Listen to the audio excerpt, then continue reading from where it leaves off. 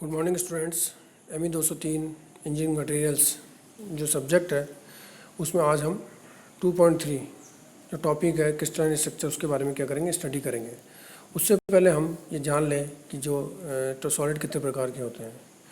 तो atoms and molecules के arrangement के आधार पर सॉलिड क्या होते हैं, 3 प्रकार के होते हैं। अगर हम एटम्स और मॉलिक्यूल्स के अरेंजमेंट के आधार पर देखें तो जो सॉलिड्स होते हैं 3 प्रकार के होते हैं मेनली। एक तो क्रिस्टलाइन सॉलिड जिसको क्रिस्टलीय कहते हैं, दूसरा नॉन क्रिस्टलाइन सॉलिड जिसे कि अक्रिस्टलीय कहते हैं, और तीसरा पॉलीक्रिस्टलाइन सॉलिड जिसे कि बहुक्रिस्टलीय कहते हैं।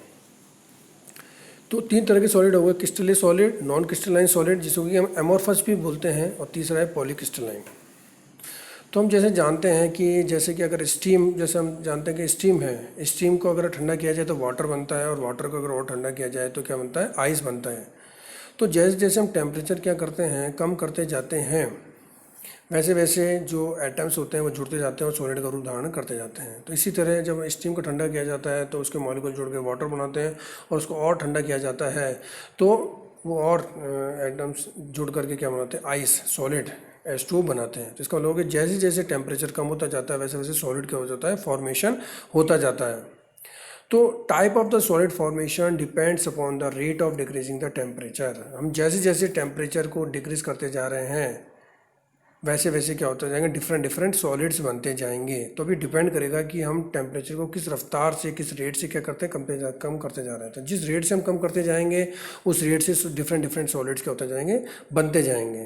तो type of the solid formation depends upon the rate of decreasing the temperature. अब हम देखते हैं कि किस तरह से क्रिस्टलीय, नॉन क्रिस्टलीय और पॉलीक्रिस्टलाइन स्ट्रक्चर बनती है।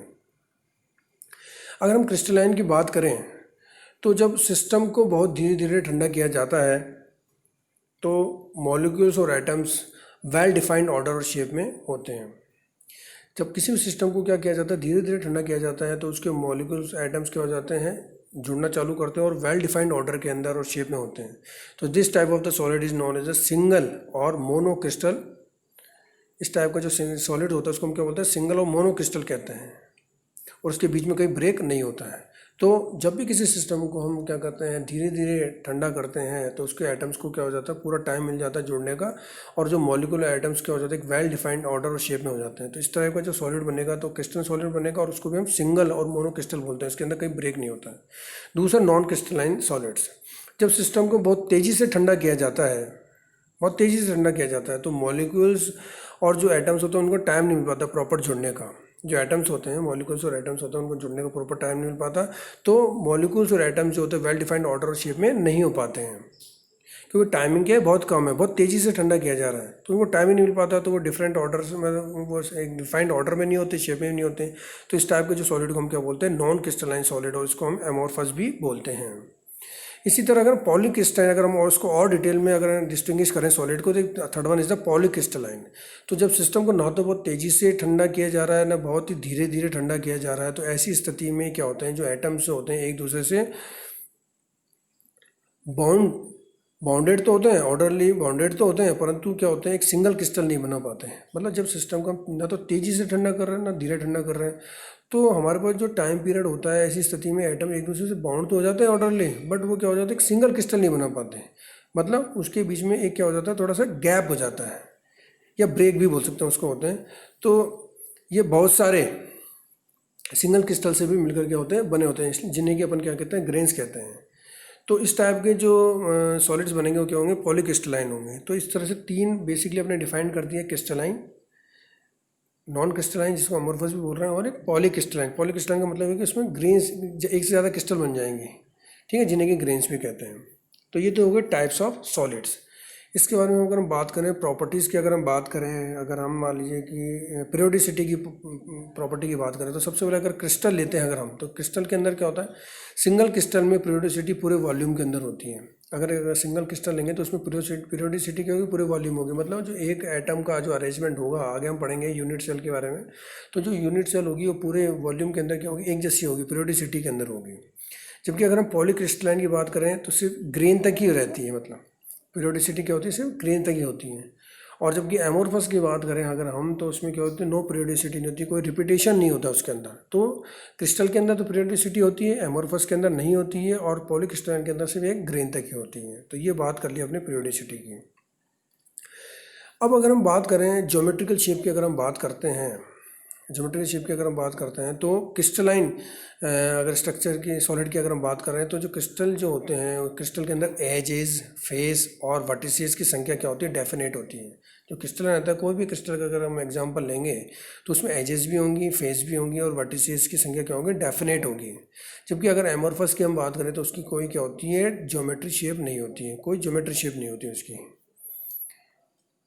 थर्ड पॉइंट अगर हम बात करें मेल्टिंग पॉइंट की, तो मेल्टिंग पॉइंट की अगर हम बात करें तो क्रिस्टल का क्या होता है, एक फिक्स्ड मेल्टिंग पॉइंट होता है। जो क्रिस्टल होता है उसका क्या होता है, एक फिक्स मेल्टिंग पॉइंट होता है। जैसे एग्जांपल के तौर पर अगर हम मान लीजिए आइस लें, तो आइस का जो क्या होता है, मेल्टिंग पॉइंट क्या होता है, 0 डिग्री सेंटीग्रेड होता है। आइस का मेल्टिंग पॉइंट क्या होता है, 0 डिग्री सेंटीग्रेड होता है। जबकि अगर हम एमोरफस की बात करें तो एमोरफस का क्या होता है, जो मेल्टिंग पॉइंट होता है फिक्स ना होकर के क्या होता है, एक रेंज होता है, पर्टिकुलर एक रेंज होता है। जैसे कि अगर हम बात करें, जैसे ग्लास की हम बात करें, तो ग्लास का जो मेल्टिंग पॉइंट होगा वो 1400 से लेकर के क्या होगा, 1600 डिग्री सेंटीग्रेड होगा। तो जो हमारे पास में एमोरफस है उसकी तो पर्टिकुलर रेंज होगी, कोई शार्प मेल्टिंग पॉइंट नहीं होगा। जबकि क्रिस्टल होगा उसका क्या होगा, एक शार्प मेल्टिंग पॉइंट होगा।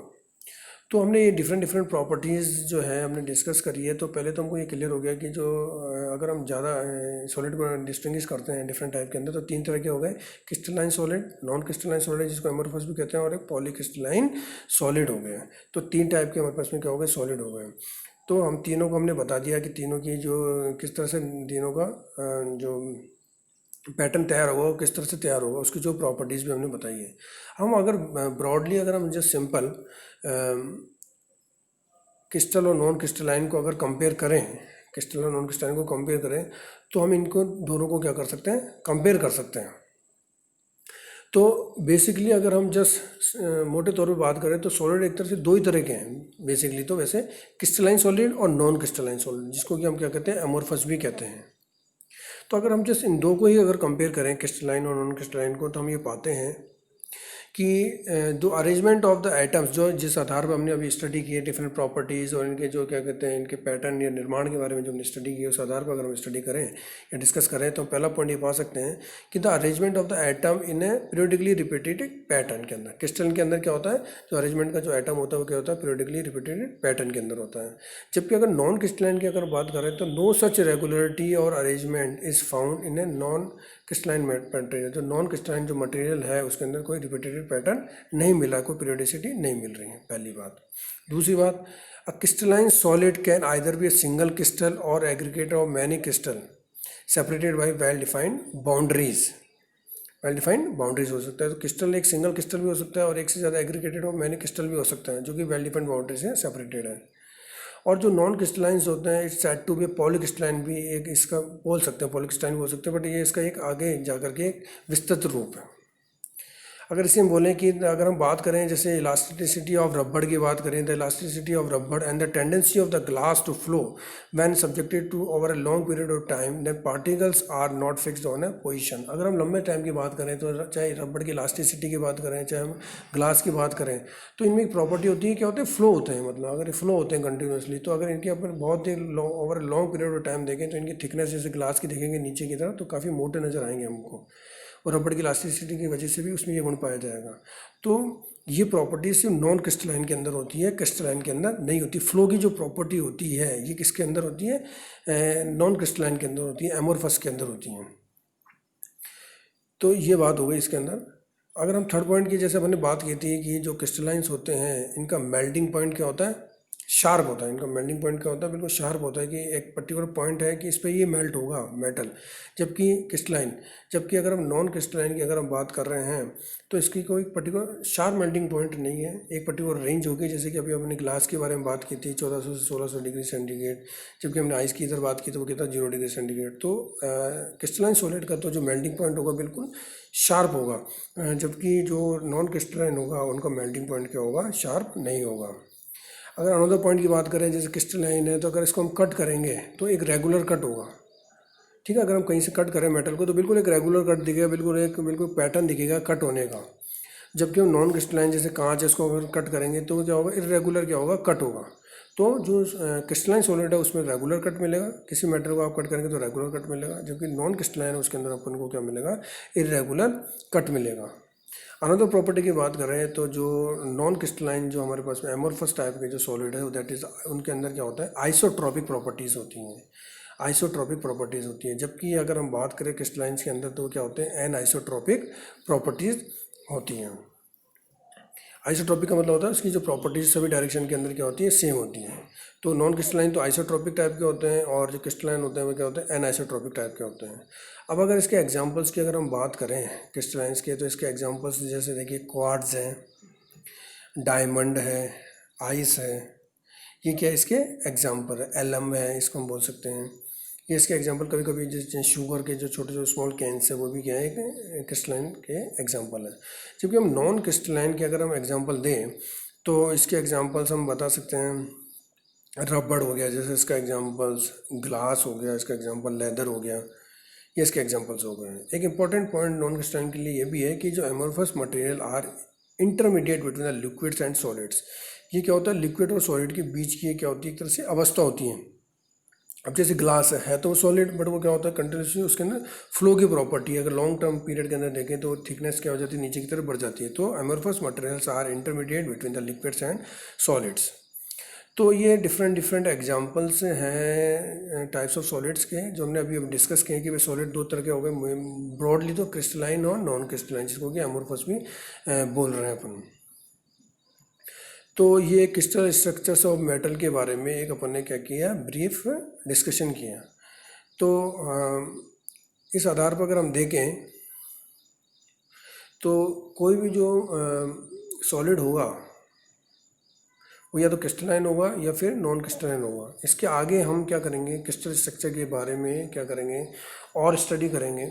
हम देखेंगे कि जो डिफरेंट क्रिस्टल्स होते हैं, जो स्ट्रक्चर्स होती है, क्रिस्टल स्ट्रक्चर होती है, वो कितने टाइप की होती हैं और उसके अंदर कौन कौन से बॉन्ड्स होते हैं। जैसे आगे हम पढ़ेंगे कि मेटालिक बॉन्ड क्या है, हम आगे पढ़ेंगे आयनिक बॉन्ड क्या है, हम आगे पढ़ेंगे जैसे कि कोवेलेंट बॉन्ड क्या है, वॉन डेर वाल्स बॉन्ड्स क्या है, इसके बारे में हम क्या करेंगे, डिस्कस करेंगे। और हम आगे जैसे स्पेस लैटिस क्या है, यूनिट सेल क्या है, कोऑर्डिनेशन नंबर क्या है, पैकिंग फैक्टर क्या है, ये सभी हम क्या करेंगे, डिस्कस करेंगे। तो आप लोगों को ये सभी टॉपिक्स क्या होंगे, क्लियर होंगे और समझ में आया होगा क्रिस्टल स्ट्रक्चर ऑफ मेटल्स। तो आगे नेक्स्ट टाइम पे हम फर्दर टॉपिक क्या करेंगे, डिस्कस करेंगे। Thank you.